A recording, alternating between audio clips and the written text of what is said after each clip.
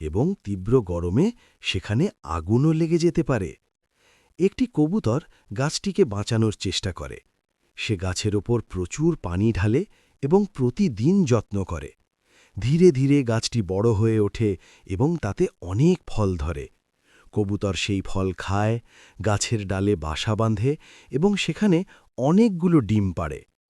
একদিন সেই একই রেললাইন ধরে একটি ট্রেন এসে যায়। কবুতর প্রাণপণ চেষ্টা করে ট্রেনটিকে থামাতে, কিন্তু ট্রেনটি এসে গাছটিকে ধাক্কা মেরে ফেলে দেয়। গাছটি ভেঙে ছড়িয়ে যায় আর বাসাসহ ডিমগুলো নিচে পড়ে যায়।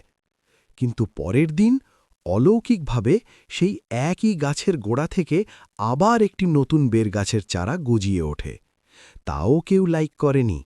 খেজুরের একটি বীজ বাতাসে উড়ে এসে মরুভূমির বালুর ওপর পড়ে গেল। তীব্র রোদে সে বীজ ছটফট করতে লাগল। ঠিক তখনই এক উট এসে নিজের মুখ থেকে পানি ফেলে বীজটিকে ভিজিয়ে দিল। ধীরে ধীরে সেই বীজ অঙ্কুরিত হল।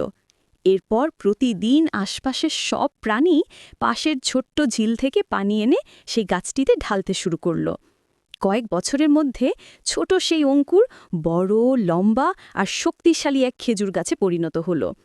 উট আর অন্যান্য সব প্রাণী সেই গাছের নিচে নিজেদের ঠিকানা বানিয়ে নিল। কিন্তু একদিন এক মানুষ এসে গাছটি কেটে নিয়ে গেল। বেচারা প্রাণীদের ঘর একদম উজাড় হয়ে গেল।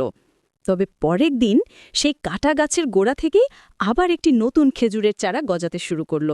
তবুও কেউ লাইক করেনি।